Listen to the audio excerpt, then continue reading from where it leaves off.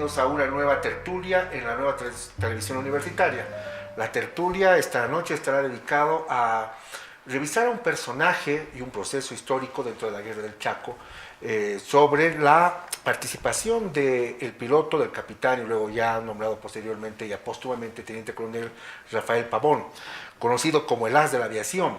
Y también esto coincidiendo con los recientes descubrimientos, el encuentro de la aeronave que se hizo hace poco en el país de Paraguay, que fue nuestro contendiente durante la Guerra del Chaco. Para eso están dos amigos que conocen el tema, del tema historiográfico y también el tema técnico sobre lo que es el armamento militar en la Guerra del Chaco.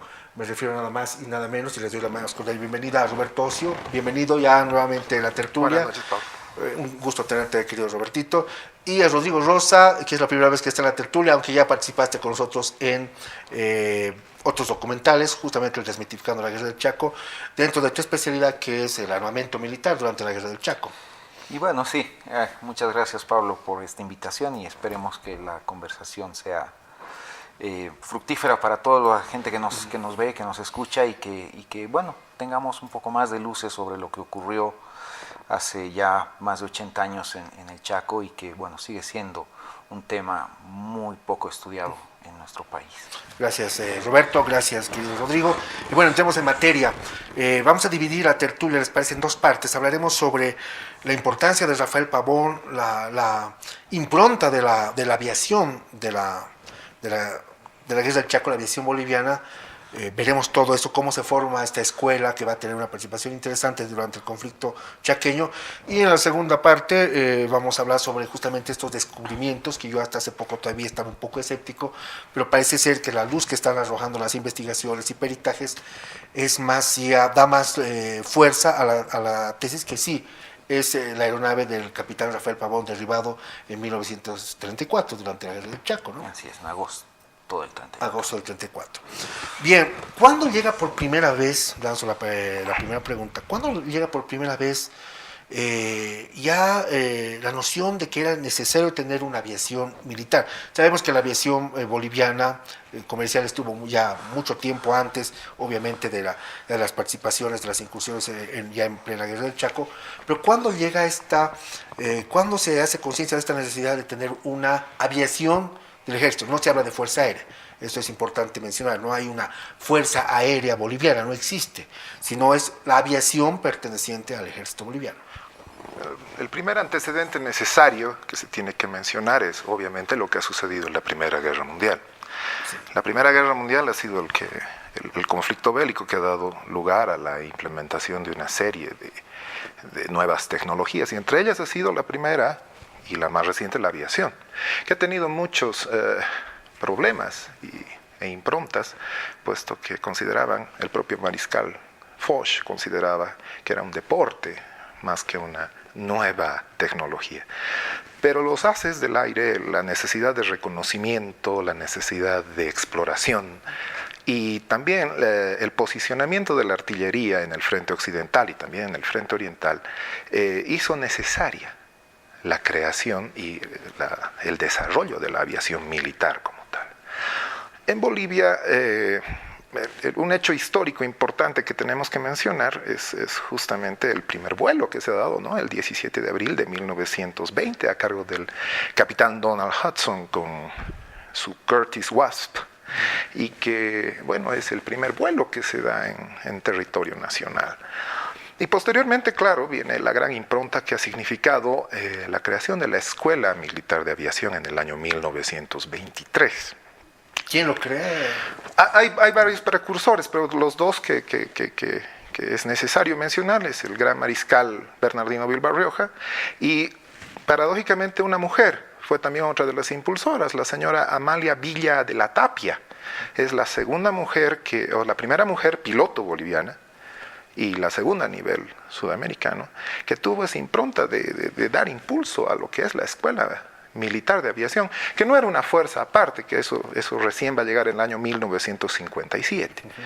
Pero ya existía esta Escuela Militar de Aviación. Y aquí ya se pueden ingresar a hablar de lo que ha sido uno de los primeros pilotos y el objeto del programa de esta noche es don Rafael Pavón Cuevas. Entonces, en este instante podemos ver que la aviación estaba en un carácter embrionario y Rafael Pavón, quien nace en la ciudad, en Irupana, departamento de La Paz, el 23 de julio de 1903, se matricula primero en los Estados Unidos, ¿no? Y posteriormente es uno de los primeros que ingresa a esta escuela militar de aviación.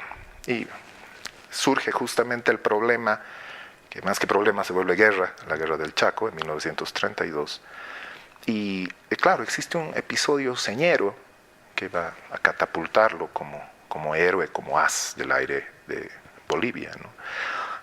Después de lo que sucedió en Boquerón y la espantosa retirada de Arce, del Fortín Arce, pues bueno, Bernardino Bilbao Rioja tiene un encuentro muy duro con el que era el comandante en ese entonces, Carlos Quintanilla.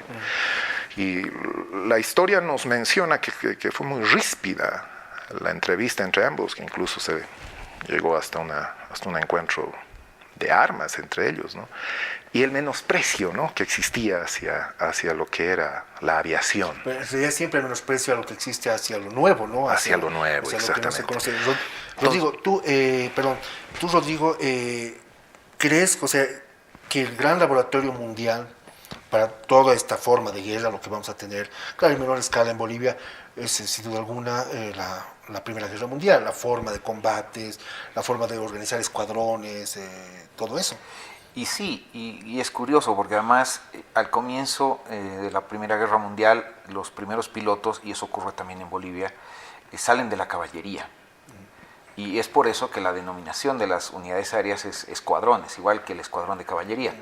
Y los pilotos tenían una visión de sí mismas muy similar a la que tenían los caballeros medievales. Exactamente. Entonces, pues de ahí viene el famoso, perdón, entre paréntesis, el famoso jinetes en el cielo, es una marca, pero orientada justamente a esto, ¿no? Así es, los pilotos en esa época se comportaban como oficiales de caballería, pero en el aire.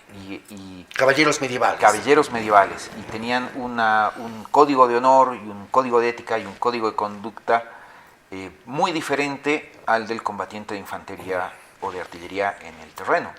Y eso comenzó en la Primera Guerra Mundial y lo hemos seguido viendo incluso hasta poco después de comenzada la Segunda Guerra Mundial. El trato entre pilotos era muy caballeresco, al extremo de que los pilotos se negaban a disparar a un colega que hubiese saltado del avión en paracaídas, hacer vuelos de conmemoración sobre los restos de un compañero o un adversario caído. Y además derribados, si encontraban los restos, le hacían un homenaje, un entierro. Y bueno, las grandes glorias del Barón Rojo, pues, y reflejan sus brindis, ¿no? Brindo por los caídos, ¿no? Novios de la muerte, toda una poesía inclusive que va englobando toda esta forma mentis de una élite, porque es una élite dentro de la masa de combatientes, ¿no? Así es. Y además hay que pensar que en el caso del Chaco, la cantidad de aviones que teníamos en el aire, tanto Bolivia como Paraguay, nunca fue muy grande. Entonces la cantidad de pilotos nunca fue muy grande. Entonces ciertamente quienes llegaban a volar eran una élite en términos de conocimientos, de habilidad y de comportamiento. Eran realmente caballeros del aire, todos ellos, tanto bolivianos como paraguayos. Eso se ve, bueno, algunas cosas que escribe, menciona Roberto, se matricula Rafael Pavón, el año 26, si no recuerdo, ya escribe un libro bien interesante, que habla sobre, por ejemplo, es la ciencia de volar, o la ciencia del arte de volar, algo así, está en inglés, no recuerdo bien el nombre, pero es un manual que inclusive es prologado por un piloto de la Fuerza Real Británica, ¿no? El arte de volar. El arte de volar. Y ha sido incluido, traducido al español, en una de las ediciones que se hizo de una biografía de Pavón que se llama La vida fulgurante de Rafael Pavón. La segunda parte del libro es la versión traducida de este primer manual, que es muy interesante porque habla de todo lo que son maniobras acrobáticas, de inclusive algunas maniobras de combate, por las cuales Pavón sería conocido en la Guerra del Chaco.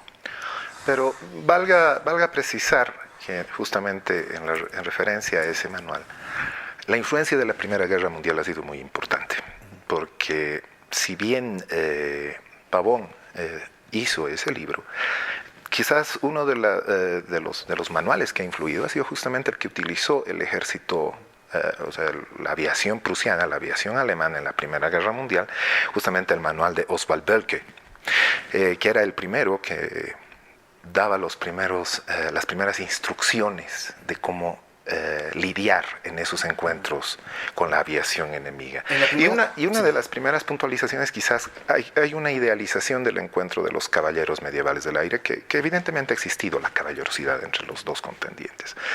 Pero este manual de Bölke hace mención específica que lo más importante era tener una posición y un ángulo de disparo mucho más preciso y mucho más seguro para el piloto. Lo mejor era escapar antes de afrontar un riesgo innecesario.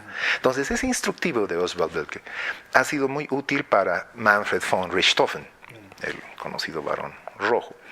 Y quizás, tal vez, otra de las influencias que ha tenido este libro que ha podido elaborar Rafael Pavón fue justamente lo que ha podido reflejarse en el frente occidental con Max Immelmann, que nos enseña el giro Immelmann, es decir, tratar de evitar la evasión de los aviones biplanos en el frente occidental, que permitía al piloto escapar, acelerar y generar ese famoso rizo que se ve en las películas para ponerlo en un ángulo de disparo mucho más adecuado. Entonces, Rafael Pavón podríamos decir que era uno de esos privilegiados que pudo asimilar, generar también un texto y poder aplicarlo. Y fue un privilegio porque pudo, para empezar, a estudiar en los Estados Unidos. Claro. Él estudia primaria y secundaria en el Instituto Americano, en la época que el Instituto Americano salía realmente hablando inglés, y del Instituto Americano se va pues ya directamente a estudiar a los Estados Unidos, ¿no? Así es, entonces, así es. Interesante, ¿no? Y una de las pocas cosas que se dice de Pavón es que aparentemente primero se brevetó como piloto civil y acrobático y después como piloto militar en los Estados Unidos. Entonces, él tiene una escuela de vuelo mucho más completa que la que tenía cualquier otro piloto en Sudamérica en ese momento, porque él había tenido la oportunidad de volar de forma acrobática, vuelo civil, vuelo muy vistoso, pero al mismo tiempo tuvo la escuela con instructores que habían estado en la Primera Guerra Mundial, que habían combatido y que estaban transmitiendo todo lo que habían aprendido en el frente occidental a sus alumnos. Entonces, él realmente tuvo muchas fuentes y tuvo una formación muy superior a la de sus colegas pilotos en Bolivia. Y eso tal vez también ya después lo obligaba a él a asumir más riesgos que sus colegas. Yo también conocía, seguramente hizo mucho trabajo de campo, estuvo en permanentes ejercicios seguramente en los Estados Unidos. Él llega a tener un grado militar en los Estados Unidos. ¿Hasta qué grado está y se retira? Porque él luego se retira para volver a Bolivia, ¿no? ¿No saben hasta qué grado es promovido en los Estados Unidos? Las referencias que yo tengo, que no son muy completas, lamentablemente la vida de Pavón es algo que todavía está muy poco estudiado. Las referencias que yo tengo es que llegó a ser teniente de la reserva. Ya.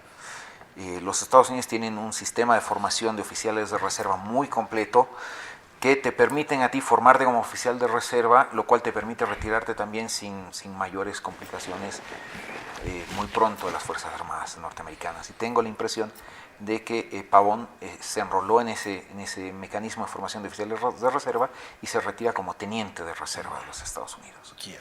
Ya en plena guerra del Chaco, eso vamos a verlo después, si el Estado, si el Ejército, si el Estado Mayor hizo hincapié, se dio cuenta de la necesidad de tener una flota de aviones, o simplemente es lo que se dio en ese momento, improvisadamente. Hay un trabajo de preparación, de compra del armamento. Sabemos que, bueno, hasta inclusive Patiño, uno de los varones del estaño, compró y regaló algunos aviones, ¿no? Pero hubo un estudio estratégico, digamos, primitivo dentro de los cánones de los años 20, 30, para tener una aviación del ejército. Desde el momento que llega el primer vuelo realizado por Hudson, hay una intención del gobierno de Bautista Saavedra, y después que se ve consolidado con el gobierno de Siles, con el armamento que traen Vickers, y que constaba también de esas armas de calibre aéreo. Sin embargo, aquí es bueno mencionar el aporte fundamental que se ha tenido en esa creación de esa Escuela Militar de Aviación, y que uno de sus primeros impulsores ha sido el mariscal Bernardino Bilbao Rioja, quien, dicho sea de paso, en 1918 ya era uno de los primeros bolivianos que tenía conocimiento de pilotaje de aviones y de incluso globos de reconocimiento. Y eso lo había perfeccionado en Chile. Entonces, como toda arma nueva, tuvo su resistencia. Volvemos al tema. Por el desconocimiento. Por el desconocimiento. Lo hace Foch en 1916-18. El gran error de Foch. Uno de los grandes errores de Foch, pese a que las grandes batallas de la Primera Guerra Mundial a nivel de los aviones y de los haces ha sido muy reconocida, pero tenían esa percepción. Y eso se replica en 1932 con Quintanilla. Y justamente en el momento de la retirada que se estaba dando en el frente de chaqueño, entonces ahí viene el episodio de Kilómetro 7. Y en el episodio de Kilómetro 7, donde tenemos a Bilbao Rioja, a Peñaranda, ingresa la figura señera de Pavón. Con ese primer episodio, la primera batalla aérea, el combate aéreo en Sudamérica, ¿no? En realidad yo lo considero el segundo, porque si recordamos bien la historia, ya sobre Boquerón hubo un enfrentamiento entre aviones bolivianos y paraguayos, no terminó con derribo, pero sí el piloto paraguayo, que era el capitán Rochol, termina seriamente herido, como que su copiloto y artillero es quien tiene que llevar la nave a tierra, porque el piloto llega apenas, además. Llega apenas. Y bueno, lo que sí es el primer combate y el primer combate con derribo. Es registrado. Es el primer derribo aéreo en la historia sudamericana. Eso es importante. Eso quiero tocar porque para puntualizar simplemente, para que no estemos con más dudas. En algunos textos, en algunos trabajos se habla del primer combate en el continente americano, en toda América. Cuando hablamos de América estamos incluyendo o Latinoamérica, hasta México inclusive. Algunos dicen que, claro, en la Revolución Mexicana ya hay combates aéreos, pero eso debemos tener mucho cuidado, porque en realidad lo que ocurre en la Revolución Mexicana, estamos hablando de la década del 10 hasta el 20, son ametrallamientos desde el aire a posiciones o reconocimiento, pero combate de nave con nave, o sea, de avión con avión, eso no se da en México. Sí se dio, pero a un nivel muy primitivo. Tenías a los artilleros o los observadores de los aviones disparándose con escopetas de avión a avión, básicamente. Claro. ¿Podría considerarse un combate aéreo, como el que se conoce ya en la Primera Guerra Mundial? Después posterior? Ha habido también, curiosamente, amagos de combate aéreo interaeronaves en la Revolución Paraguaya de 1922, en el cual ambos bandos logran armarse y despegar y dispararse. Ahora, el armamento que usaban los aviones paraguayos de esa época era bastante precario. Yo tengo fotografías de un avión paraguayo que monta una subametralladora Thompson sobre el plano superior, y con eso es con lo que se disparaban. Semejante peso además en la nave, ¿no? Exactamente. Entonces, estamos hablando del primer encuentro formal entre aeronaves militares. De dos ejércitos. De dos ejércitos, y en el que además se produce una baja. Lo mismo ocurre en Boquerón, con la salvedad de que no llega a producirse el primer derribo, pero ya es un encuentro. Ya es un encuentro armado entre aeronaves armadas y además de dos ejércitos beligerantes en un conflicto internacional, y ahí se produce el primer derribo del potés del capitán Benítez y el capitán Sánchez, ¿no? Hay un debate entre historiadores paraguayos y bolivianos, sobre todo, bueno, a veces quitándole el tinte chauvinista que podemos tener unos u otros, ¿no? Se habla siempre, por los últimos 40, 50 años en la historiografía boliviana, pese a que nosotros todavía seguimos teniendo la idea de que Bolivia perdió la guerra del Chaco, que es una cosa que hemos hablado bastante y pues seguiremos hablando para desmitificar este tema, pero yendo al tema de la superioridad en la fuerza aérea, o para hablar con propiedad, en la aviación del ejército, no había fuerza aérea todavía, se dice, sobre todo en la versión boliviana, que las alas bolivianas, el espacio aéreo boliviano fue infranqueable. O sea, todo durante la guerra fue superior siempre la aviación boliviana. ¿Eso es cierto? ¿O hablando ya con mirada del siglo XXI podemos decir que no es tanto así? Depende la fase de la guerra de la que estemos hablando, ¿no? Durante la primera fase, estamos hablando del año 1932, el ejército boliviano es muy tímido desplazando medios aéreos al Chaco. Mandamos muy pocos aviones, sufrimos la primera pérdida de un avión, el capitán o el teniente, se me ha escapado el nombre ahora, que pierde el avión sobre Fortín Aquino después de un raid de provocación sobre Concepción en el Paraguay. Y fuera de ese, cuando él mismo narra cuántos aviones parten de La Paz al Chaco, 3.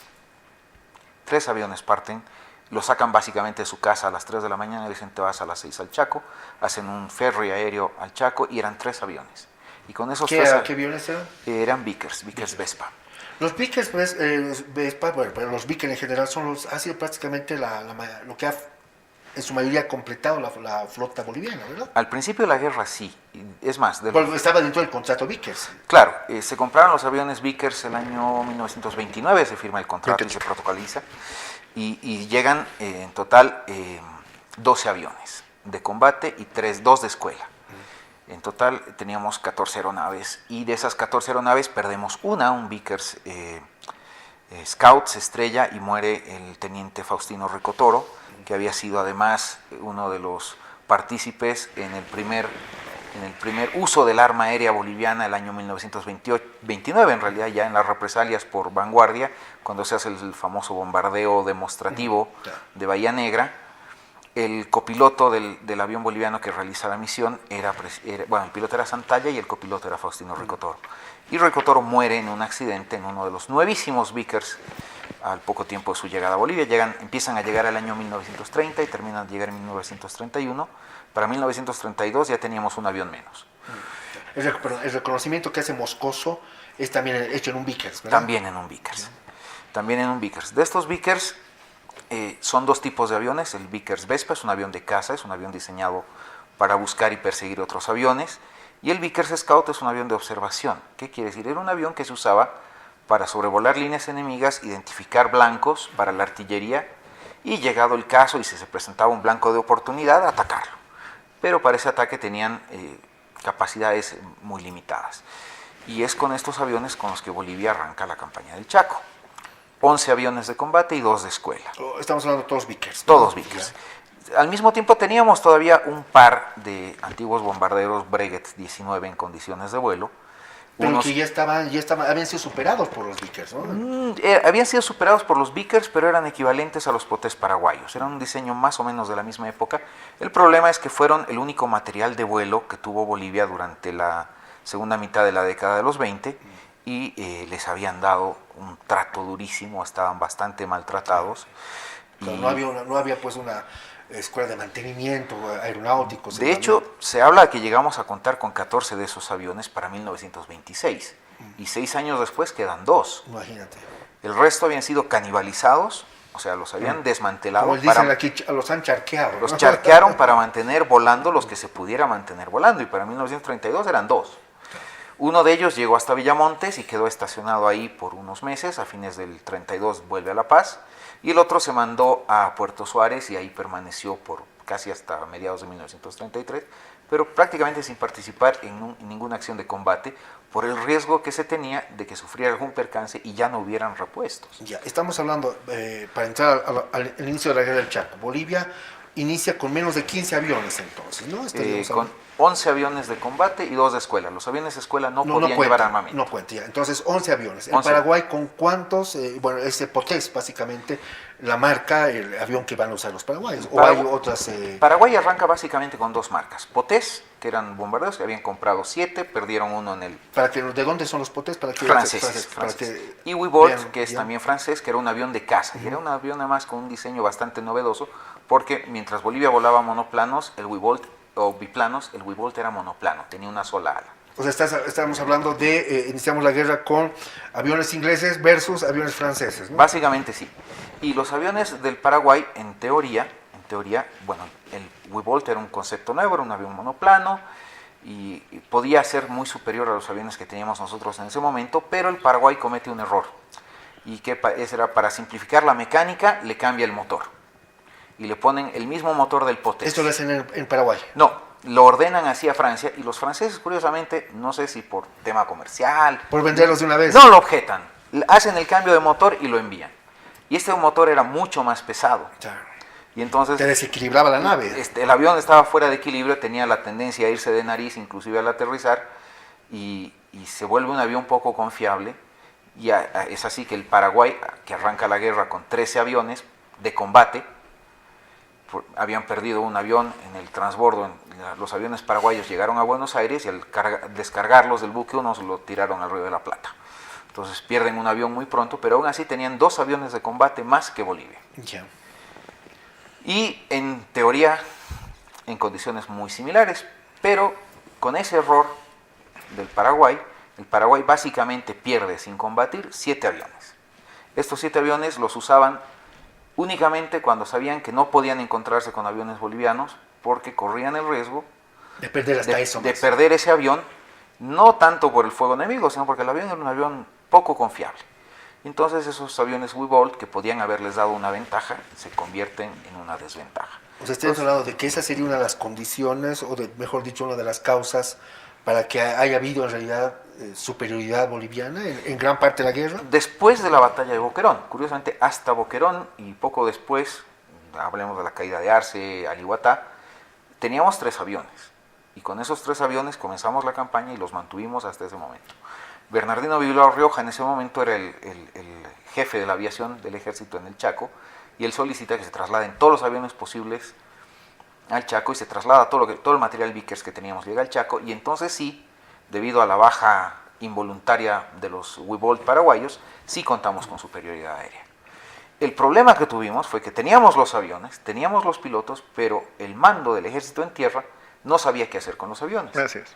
Entonces, ¿qué hicieron? Dividieron todos los aviones que teníamos de a 2 y los asignaron a cada una de las divisiones en el frente. Y entonces no podíamos hacer uso de esa masa de aviación. Teníamos muchos aviones, teníamos pilotos, pero teníamos 2 aquí, 2 allá, 2 más allá, y no trabajaban. Es un problema de logística, ¿verdad?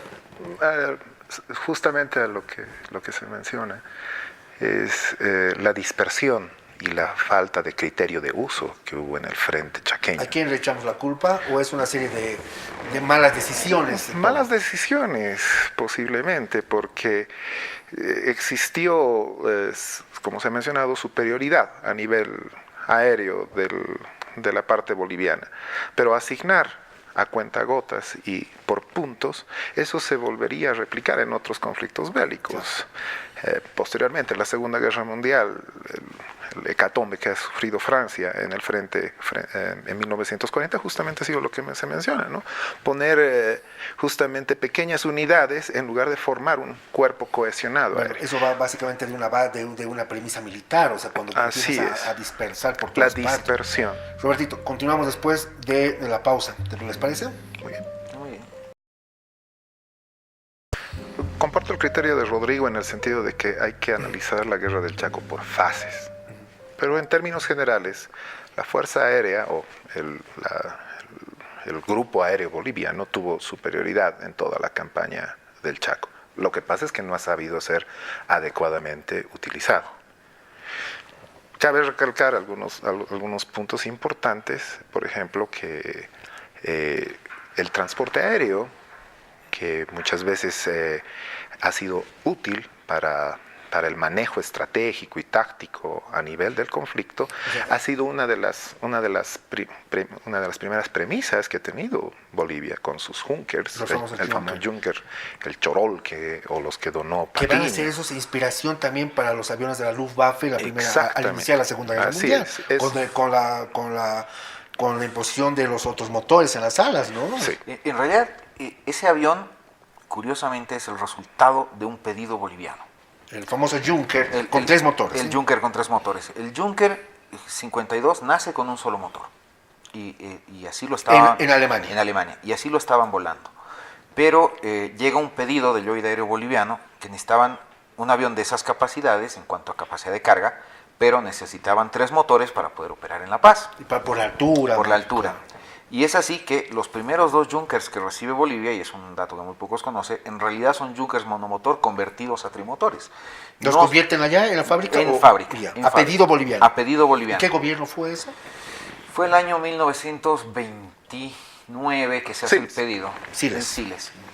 Pero el pedido lo hace el Lloyd Aéreo Boliviano, que en esa época era básicamente manejado por aviadores alemanes, que habían venido con la misión comercial de Junkers y acabaron quedándose en Bolivia. Estaba el capitán Hermann Schrott, estaban varios otros, ¿no? don Guillermo Killmann, que era el gerente, y varios otros aviadores alemanes, varios de ellos que inclusive sirvieron en la campaña del Chaco, y en la Primera Guerra Mundial como combatientes, y en la Guerra del Chaco como aviadores de transporte. O sea, médicos, suministros, todo eso, ¿no? Así es. Y estos Junkers trimotores se desarrollan para este pedido boliviano y dan tan buen resultado que son adoptados por la Luftwaffe al punto de que Adolf Hitler usaba un Junker 52 como su avión personal. Claro. Y lo usó hasta el final de la guerra. Entonces era un avión bastante robusto, bastante confiable, con una muy buena capacidad de carga y que prestó invaluables servicios a Bolivia. Y de hecho es muy poco reconocido el aporte de esos aviadores civiles convertidos en aviadores militares en la guerra. Nos vamos más hacia el lado de los esforzados pilotos militares que combatieron, que tuvieron misiones de combate, y nos olvidamos de este grupo que como hormigas acarreaban día y noche suministros para mantener a estos jóvenes volando y al mismo tiempo a la gente en tierra. Evacuaban heridos, llevaban suministros médicos, llevaban artillería. La defensa de Camiri se orquestó gracias al transporte de cañones en aviones Junkers. Es decir, que es algo notable para la época. Estamos hablando de cuántos aviones Junker en la flota. Tres. Guanuni, Chorolque y ¿cuál es Juan del Valle. Juan del Valle. Fueron los tres primeros. Y hacia el final del conflicto, el año 1934, llega el cuarto avión, que era un modelo un poco más moderno del mismo Junker 52 y que es además el que utiliza la Comisión de Neutrales, ya acordado el cese al fuego, para trasladarse entre Asunción y Bolivia. Era un avión Junkers boliviano. Cabe mencionar que uno de estos aviones en 1934 se llevó al presidente Salamanca. Exactamente, justamente. sí. Entonces, el transporte que se hizo desde Villamonte fue en un Junker hacia Cochabamba. Protagonista también del triste célebre corralito de Villamonte. Tiene su historia. Claro que sí. Claro. Volvamos al tema, vamos a hacer otro programa sobre los Junker, que es una maravilla también para conocer también una época, yo creo, gloriosa dentro no solamente de la aviación militar, sino de la aviación civil en Bolivia. Vamos al tema de los Vickers, porque Rafael Pavón maneja un Vickers y justamente vamos a entrar a su muerte, la polémica de su muerte, si fue derribado en acción, si fue disparado por un arma de fuego convencional. Entremos en ese episodio de 1934, podemos decir, estamos hablando de la tercera fase, terminada la tercera fase de la Guerra del Chaco. Bueno, Pavón tuvo otros triunfos, signados con fechas muy precisas, ¿no? Otro fue el 18 de junio de 1934, donde Pavón abate a un Fiat 23. El otro triunfo también de las alas bolivianas es el 26 de junio de 1934, en presencia del comando, y se bate con 3 naves de reconocimiento paraguayas, pero no hay bajas, evidentemente. Y recibió el apoyo del teniente Chacón. Justamente ha sido un combate aéreo muy interesante. Y Chacón va a estar con él hasta el final también, ¿no? El que muere con él es Mario Calvo. Ah, correcto. Sí. Mario Calvo. Y la otra victoria, digamos, es el 12 de agosto de 1934. Pero llega ¿Es con baja también? No, es simplemente otro ¿Qué año reyerta es la aérea. que muere? ¿Cuál es el combate donde muere Benítez, el capitán? Donde inclusive Pavón le hace un homenaje muy lindo al estilo del Barón Rojo. O sea, justamente eso sucede el 4 de diciembre de 1932, justamente sobre kilómetro 7. ¿No? Entonces, como en la Primera Guerra Mundial, tanto el ejército paraguayo como el ejército boliviano se encontraban enterrados en sus trincheras, los unos resistiendo y los otros tratando de atacar. Y se da uno de los combates épicos, podríamos decir, de la Guerra del Chaco, donde Rafael Pavón se enfrenta contra Trifón Benítez Vera y Ramón Ábalos Sánchez, por lado del Paraguay. Como decía Rodrigo, se enfrenta nuestro Vickers Scout contra el Potés. Pero el Potés, para descargo de los propios paraguayos que alguna vez lo han mencionado, era demasiado pesado y poco maniobrable. Mucho más modernos que el Vickers. Benítez había sido pero un piloto bastante experimentado, eso es lo que dice, ¿no? Tuvo en el caso de kilómetro 7 tuvo un problema, y es que por el tipo de misión que estaba volando, no pudo realizar la maniobra evasiva que solían utilizar los Potés. Paraguay comienza la guerra con un jefe de aeronáutica argentino, Almandoz Almonacid, que había volado en la Primera Guerra Mundial y que además había conocedor de las deficiencias o de las desventajas del Potés frente a los aviones más maniobrables, había instruido a los pilotos paraguayos a que cuando se enfrentaran con un avión boliviano, bajaran al ras de la copa de los árboles y se mantuvieran a vuelo muy lento, casi velocidad de Stoll. La velocidad de Stoll es una velocidad en la cual, si tú reduces un poco la velocidad, pierdes sustentación y te caes. Claro. O sea, Entonces, estamos en la delgada línea, ¿no? De la sí, cuerda. exactamente. Volaban muy lento y muy bajo, lo cual obligaba a los pilotos bolivianos a atacarlos desde arriba, lo cual los ponía en el arco de fuego defensivo que tenía el tirador trasero del avión Potés. Y esa fue una técnica precisamente para evitar los derribos. ¿Cuál fue el problema de Benítez? Benítez estaba sobre líneas bolivianas, lo cual no le permitía bajar al ras del suelo, porque ahí hubiese sido acribillado por fuego de tierra, y además estaba haciendo un vuelo de reconocimiento de artillería. El capitán Ábalos Sánchez era un observador de artillería que la misión que tenía era identificar los núcleos fuertes bolivianos para que después la artillería paraguaya concentre sus fuegos ahí.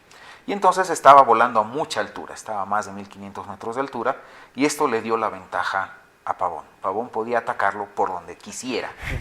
El Potés solamente tenía que tratar de volver a líneas amigas.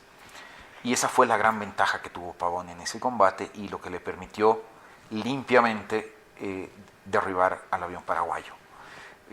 En Paraguay han tratado de justificar este derribo diciendo que fueron 3 Vickers los que atacaron al avión de Benítez Vera, pero revisando los registros de la base aérea de Muñoz, que es de donde parte Pavón precisamente, habían 3 aviones en ese momento estacionados en Muñoz. Santalla, Pavón y el tercero, si mal no recuerdo,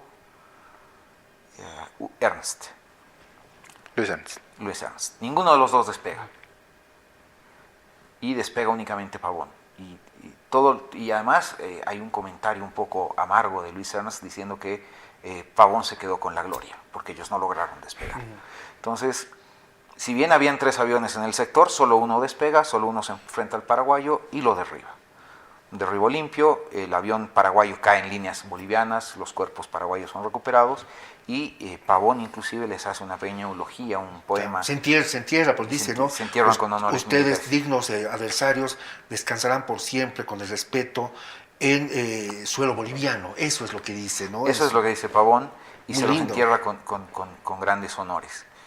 El gesto después es devuelto por Paraguay cuando aviadores bolivianos son derribados en Toledo. También se hace un entierro con todas las honras y los aviones bolivianos hacen un vuelo de homenaje a sus camaradas caídos sobre el entierro, que provoca, según las anécdotas, que en cuanto aparecieron sobre el lugar, los soldados paraguayos huían como hormigas, pero en realidad solamente arrojaron coronas de flores sobre la tumba de sus camaradas caídos. Claro. Es interesante realmente esto porque dentro de lo que es un conflicto monstruo, la barbarie de una guerra, todavía ves estas actitudes, esos comportamientos de, como decíamos, una élite de unos caballeros, parece que hubieran vuelto del pasado, ¿no? Ya no son jinetes a caballo, son jinetes en aviones y esos homenajes, esos brindis por los camaradas, digamos, del ejército contrario, ¿no? Lo que pasa es que esa forma de homenaje se vio muy recurrentemente en la Primera Guerra Mundial. Podemos mencionar 2 ejemplos. Ya no al final de la Segunda Guerra Mundial, que es una barbarie total, ¿no? Pues diferente. Georges Guynemer, el as francés que desaparece, ¿no?, en el aire y que cobra un carácter de héroe para los franceses por ese carácter heroico y que incluso lo rechazaron en un primer momento. Manfred von Richthofen, el Barón Rojo y su circo volador. Y lo de la caballerosidad, cuando estos pilotos caen, en el caso de von Richthofen, los canadienses le rinden un homenaje muy sentido, con todos los honores militares. Y quizás, yo no descarto eso, Rafael Pavón tenía esa cultura y pudo munirse de esa influencia de la Primera Guerra Mundial. Anglosajona, pues. Claro, y no quiso quedar atrás. Y hizo bien, porque un hombre que lee y que es instruido va justamente... Y el honor ante todo, ¿no? Va a tratar de aplicar lo que ha podido leer. Entonces eso es lo que ha pasado con Rafael Pavón. Y eso llegó al conocimiento de los paraguayos. Entonces hubo un trato bastante racional dentro de los cánones de lo que puede ser la barbarie de la guerra. Entonces es un capítulo que es digno de mencionar. Sí, y de ambas partes, por supuesto. Claro, y de ambas partes. Vámonos ya. Pavón, lamentablemente, como estos héroes, estos pilotos, también la vida de ellos está pues, cada día, no saben si van a volver porque son los que evidentemente tienen más riesgo de morir. Y bueno, Pavón, el héroe, el experimentado piloto formado en los Estados Unidos, va a también morir en la Guerra del Chaco en 1934, en agosto. 12 de agosto. Vámonos a ver, en relación a que hace pocas semanas, se ha encontrado el avión ya siniestrado, después de más de 80 años, de Rafael Pavón. Yo escuchaba a alguna gente en algunos medios inclusive que están buscando los restos de Rafael Pavón, su piloto, pero obviamente esto no tiene ningún asidero porque hay que mencionar que los restos de Pavón y de su copiloto están enterrados en La Paz, son repatriados los restos a Bolivia. Creo que Mario Calvo está enterrado en Oruro. Calvo en Oruro. Y Pavón está en La Paz. En La Paz. Entonces, no, o sea, para que la gente ahorita deje de estar buscando restos Sí. óseos, hay que decir que ni bien fueron derribados, los restos de Pavón y del copiloto fueron repatriados a Bolivia. Sí, se los recuperó más o menos 5 a 6 días después del combate. Tú mencionabas que hay un análisis pericial de los médicos forense.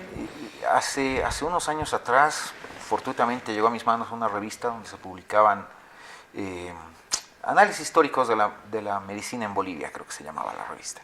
Y una de estas era un artículo bastante extenso, eran las memorias de un médico que estuvo en la Guerra del Chaco, y uno de las áreas de su entrevista narraba cómo él acompañó a la patrulla que recuperó los restos de Pavón, porque en una primera instancia se pensó que podrían hallarlos con vida. Claro.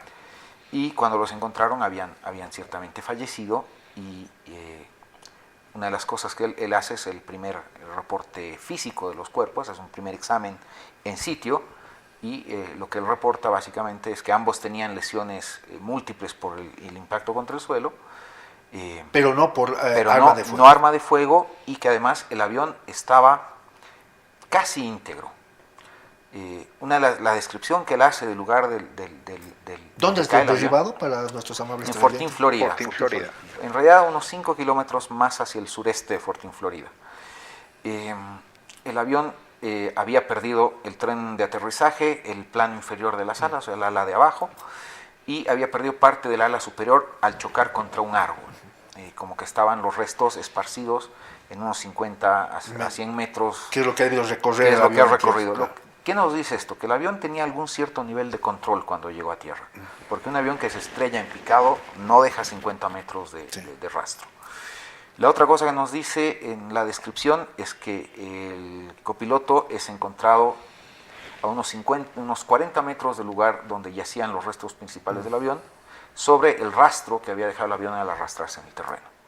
Y Pavón a otros 40 metros del avión, pero ya más desplazado hacia la derecha, bajo un pequeño arbolito recostado de espaldas. Y lo que él determina al examinar los restos, porque además primero encuentran a Pavón y después encuentran a Calvo. Lo que él dice es el mayor Pavón, ya era mayor en ese momento, había recibido el grado después del derribo de Benítez, tenía lesiones en un brazo, visibles, ¿no? A simple vista, el estómago bastante distendido y con muchas manchas moradas, lo cual hacía suponer que había sufrido una masiva hemorragia interna. No había heridas de bala ni quemaduras. El cadáver de Mario Calvo es encontrado recostado de costado en la posición que llamamos fetal, y sí, él tenía una lesión muy seria en la cabeza, probablemente eso le había provocado la muerte. Entonces todo hace suponer que cuando el avión impactó en tierra, o Calvo salió despedido del avión o trató de saltar, pero cayó de cabeza. Y se Además se habla que el paracaídas que los no se habían abierto también, ¿no? Por la altura a la que cayeron al suelo, porque esto sí lo sabemos, Peralta, el piloto paraguayo, logró bajar al ras de la copa, lo cual obligó a Pavón a volar muy bajo para atacarlo. Ya era imposible usar paracaídas. Era imposible usar paracaídas. Si hubiesen saltado con paracaídas, no se hubiera abierto. No se hubiera abierto y el resultado hubiese sido básicamente el mismo. Entonces, Calvo presentaba lesiones en ambas piernas y además en la cabeza.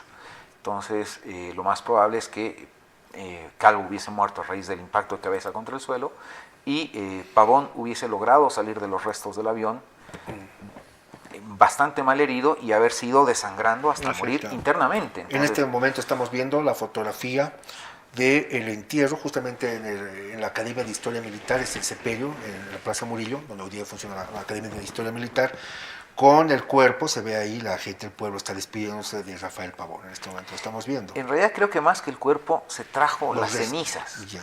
Se trajo las cenizas porque, no olvidemos, el cuerpo de Pavón había estado 5 días a la intemperie en el Claro. calor tórrido del Seguro sector estaba norte del descompuesto, Chaco. sí. Ya presentaba signos de descomposición y es muy posible que haya sido cremado antes de ser enviado a La Paz. Así es. De hecho, en la biografía que de él escribe Fernández Naranjo, dice que las cenizas de Pavón son traídas a La Paz, lo cual confirmaría Claro. que Y esto sería además lo más lógico, ¿no? sería lo más lógico. Simplemente sería acotar que la muerte de Pavón, como todos esos acontecimientos luctuosos que se han dado en el año 1934, eran parte de un corolario de lo que ya estaba viniendo. O sea, el nivel de moral al cual estaba expuesto estaba llegando muy abajo. estaba ya muy abajo. Y justamente ese tipo de personajes, como en el caso de Pavón, Jorge Ustares, el Jordán, 32, Ustares, significaron uno de los momentos más bajos de la moral boliviana, puesto que la muerte de Pavón fue muy sentida. Además era una persona ya dentro de los cánones de los años 20, 30, era bastante mediático Pavón. No olvidemos que se hace una película antes de la guerra del Chaco que se llama A las bolivianas, ¿no? Con una supuesta historia de un piloto que va a morir en una guerra, un piloto boliviano, ¿no? Entonces eso está registrado en el cine boliviano como una gloria de la cinematografía boliviana, que es una película media premonitoria, ¿no? De lo que va a ser después. Sí, y bueno, hay algo que mucha gente desconoce de Pavón esos años, y es que la vida en el Chaco lo golpea durísimo a nivel de salud. Todo el invierno del año 1933, estamos hablando de la segunda batalla de Nanagua y los meses posteriores, Pavón está evacuado a La Paz por problemas de salud. Estuvo postrado en cama por nefritis, una afección en los riñones varios días, lo sometieron a una operación y a pesar de eso, el 2 de agosto de 1933, Pavón estaba de vuelta en el Chaco. O sea, vuelve a combatir sin haberse recuperado del todo. Y una de las cosas que en Paraguay se dice mucho es ¿qué hacía Pavón tan alejado del área principal de combates ese agosto de 1934? Porque Pavón era básicamente el único avión en Fortín Madrejón. Decían que estaba castigado, ¿qué? Y por lo que yo he podido indagar, en realidad el cuerpo de Pavón vuelve a presentar síntomas de la mala recuperación que había tenido el año anterior y es enviado a Madrejón, a un lugar relativamente tranquilo del frente, Para tratar de recuperar. para que se recupere, Pero no, para que obviamente no descanse. iba a ser bien. Lamentablemente para Pavón esto no se da. Pavón no logra descansar en Madrejón. ¿Por qué? Porque en ese momento el general Lanza, que comandaba el tercer cuerpo de ejército, quería atraer la atención del comando para que le asignen más recursos y poder hacer operaciones en ese sector del Chaco, que hasta ese momento era bastante tranquilo. Entonces, Pavón vuela incansablemente misiones de reconocimiento. Y eso lo desgasta tremendo. Desde Madrejón hasta Bahía Negra, Puerto Leda, toda el área entre Ingavi, Madrejón y el río Paraguay. No para de volar, hasta que finalmente, 2 días antes de su fallecimiento, hace un vuelo con el mismísimo general Lanza hacia Pitiantuta, viendo las posibilidades de hacer una operación en esa dirección con las fuerzas de las divisiones acantonadas en el norte del Chaco. Y a la vuelta Lanza se percata que Pavón está sumamente cansado y entonces instruye y ordena que no vuelva a volar como no sea en misiones de intercepción de aeronaves paraguayas. Una cosilla de emergencia. Pero... Sí, y como la actividad paraguaya en el sector era básicamente inexistente, inclusive en el campo aéreo, se asume que Pavón va a poder descansar. Lamentablemente 2 días después aparece el vuelo de Peralta, Claro. y Pavón despega a interceptarlo y entonces ocurre Estaba el destino. este combate en el cual Pavón cae. Quizás, pero uno de los puntos que tal vez haya que precisar es cómo ha sido el deceso de Pavón. Porque los historiadores paraguayos tienen la tendencia a tratar de asumir un triunfo, haber derribado el aeroplano que estaba manejando Rafael Pavón. Pero en realidad estaríamos hablando de un problema además de orden técnico en el retorno que se haría sobre el Fortín Florida. Aquí yo discuerdo. Yo he sido una de las primeras personas en Bolivia que ha tenido acceso a las fotografías de los restos del avión. porque el historiador aeronáutico paraguayo Tony Sapienza ni bien se las Las encontraron. fotografías que salieron recientemente, ¿no? Otras. Ah, Yo ya. tengo unas que no han salido qué año? publicadas. De este mismo año. Ah, ya. El día siguiente de que se encontraron accidentalmente los restos. Se tomaron las primeras fotos y Tony me las envía para que yo las examine y le dé mi opinión. Y es evidente que el motor recibió innumerables impactos de bala. Tenemos impactos de bala en los cilindros, en la hélice. Para empezar antes, entre paréntesis, ¿está confirmado que es el avión de Pavón el que está ahí? Según las fotos, la matrícula. No se ve la matrícula del avión, pero hay una característica que nos permite decir que es el avión de Pavón, y es el carburador del avión. ¿Por qué? Este carburador lleva una placa que identifica para qué motor se hizo, y el motor para el cual se hizo ese carburador es el R975E2. Era para un Curtiss. Este motor es un motor Curtiss, que es un Curtiss-Wright Whirlwind. En Bolivia, durante la Guerra del Chaco, una sola aeronave montó ese motor, y es el Curtiss Osprey, que es el avión que volaba Asignado, Pavón sí. en el momento del incidente. Y además es el único avión boliviano, o el único avión Curtiss que se pierde en esa región del Chaco. Entonces yo te puedo decir indudablemente que es el avión del capitán, del entonces mayor Pavón. La evidencia que se puede ver en los restos del motor es que este motor recibió numerosos impactos de bala Ya. y que además, por el estado de la hélice, podemos decir que el avión se estrella con el motor detenido y la hélice en posición horizontal. O sea, el impacto de las balas Dañan el motor que ya no daña el permite motor. funcionar. Ya no le O sea, permite no hay una sola herida de fuego, de bala en la humanidad, tanto ni de Pavón ni de calma. ni de Calvo, pero sí el avión ha sufrido muchas... Ha sufrido muchos impactos. impactos Yo de he bala. podido contar en las fotografías que se me han enviado por lo menos 17 impactos de bala. Por Pero lo menos. esas balas habrían sido generadas en tierra o por los En por tierra los rivales. imposible porque no habían tropas paraguayas en el sector. Sí. Ese sector era un sector que de momento era tierra de nadie, había fuerte presencia boliviana en Fortín, Florida, Madrejón y otras O sea, posiciones. son otras aeronaves. Y de ahí venía Laguna Chuquisaca, que era el único lugar cercano donde había fuerzas paraguayas. Entonces, el lugar donde cae el avión de Pavón, no había tropas No- en no tierra había. que no fueran bolivianas. Entonces, el avión tiene que haber recibido impactos del avión paraguayo. Y aquí, haciendo un análisis de cómo se da el combate, el Potés baja al ras de copa de los árboles, vuela muy lento y Pavón se ve obligado a atacarlo desde atrás y arriba. Y entonces está expuesto al fuego de 2 ametralladoras que eran las que tenía el observador paraguayo, Rogelio Echeverri. Rogelio Echeverri. ¿Cuántos aviones paraguayos están involucrados o es uno contra uno? Aquí hay debate. Según fuentes bolivianas, hay por lo menos 2 o 3 aviones paraguayos.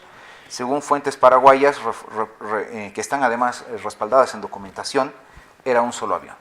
Y era un solo avión como que Rogelio Echeverri era su primer vuelo como observador y estaba volando precisamente en un sector que se conocía como un sector calmo. Entonces, lamentablemente la propaganda de guerra se daba tanto en Paraguay como en Bolivia. Por supuesto. Como que se habla de Benítez, que fue 2 o 3 contra 1, igual, lo mismo hacemos acá. Lo mismo hacemos acá. La evidencia documental que se conserva en el Paraguay, que es una de las pocas que se conserva porque el capitán Leandro Aponte, que era el jefe de la aviación paraguaya, era un hombre muy meticuloso y él conserva una copia de toda la documentación de las bases aéreas paraguayas en esa época. Dice que un solo avión paraguayo es un vuelo y que además era un vuelo que se consideraba sin riesgo. Entonces fue un 1 contra 1. Lamentablemente para Pavón, la condición del combate lo toma él en inferioridad. Su Curtiss Osprey tenía al frente una sola ametralladora y el Potés tenía 2. Claro, Entonces esa es la había diferencia. mayor potencia de fuego por el lado paraguayo y en su afán de derribar al rival, Pavón, como ya te había comentado antes, que era el mejor piloto boliviano, se ve obligado a exponerse más de lo que otro piloto habría hecho. Estaba en persecución. Estaba en persecución. Claro. Él despega de Madrejón ante el anuncio del avión paraguayo. Entonces él vuela, lo que se dicen normalmente los norteamericanos llaman un vuelo de scramble. Es un vuelo de intercepción. Él vuela a interceptar al avión paraguayo. Y ahí encuentra su final. Y ahí encuentra su final. Roberto, Rodrigo, el tiempo, como siempre, en la tertulia es se pasa tan rápido, es tan efímero, les agradezco, pero que esto nos dé pie a otro ejercicio justamente con esto de la guerra del Chaco, el tema de armamento es bien importante, hemos dejado varias cosas sin mencionarlas, pero creo que a raíz del debate, a raíz de lo que se han encontrado estos restos, recientemente se están publicitando en las redes sociales, incluso en la prensa paraguaya y ahora ya en la boliviana, creo que también va a haber otro capítulo sobre si se van a repatriar estos restos, y creo que ahí también vamos a salir a otro debate, y bueno, eso dejamos las especulaciones para otra cosa. Paraguay quiere un canje. Tenemos nosotros restos del avión de Benítez en el colegio militar y hay gente que está postulando. Ojalá que no caigamos al tema del Huáscar, de la guerra del Pacífico entre Perú y Chile, que es otro tema, ¿no? Lo que pasa es que se tienen que cerrar capítulos y es necesario para la memoria histórica de los pueblos tener ciertos parámetros totalmente también aclarados. Los trofeos también es muy complicado. Yo no tendría una posición clara en este caso es lo que de los trofeos, porque ha costado sangre también, es parte de la historia, pero también si queremos hablar de cerrar heridas también es importante también devolver estos trofeos. Simplemente como una puntualización final, hace menos de 5 años se ha podido encontrar los restos del avión de Antoine Saint-Exupéry, del Principito, y no es porque estén tratando de buscar meticulosa o morbosamente algo, sino están tratando de cerrar un capítulo misterioso. Entonces se ha podido revelar. Entonces, es importante para la historia encontrar esos restos y determinar con conocimiento preciso que efectivamente pertenecían y recordarnos que Pavón no es solamente el nombre de una escuela, de una calle, es un personaje importante. Exacto. Roberto, Rodrigo, mil gracias. No, gracias. Gracias, queridos amigos, por la presencia, por habernos acompañado esta noche. Sobre los restos del avión, que ya se sabe que fue de Rafael Pavón, seguramente se va a iniciar otro debate sobre si Bolivia va a querer que se devuelvan estos restos, este trofeo de guerra, si vale el término, que lo tiene el Paraguay, o sea, de un intercambio, eso ya lo veremos más adelante. Lo cierto es que la memoria de este héroe de Rafael Pavón debe homenajearse, debe dársele su lugar de importancia dentro de este proceso de la guerra del Chaco y dentro de lo que es la historia de Bolivia del siglo XX. Muchas gracias.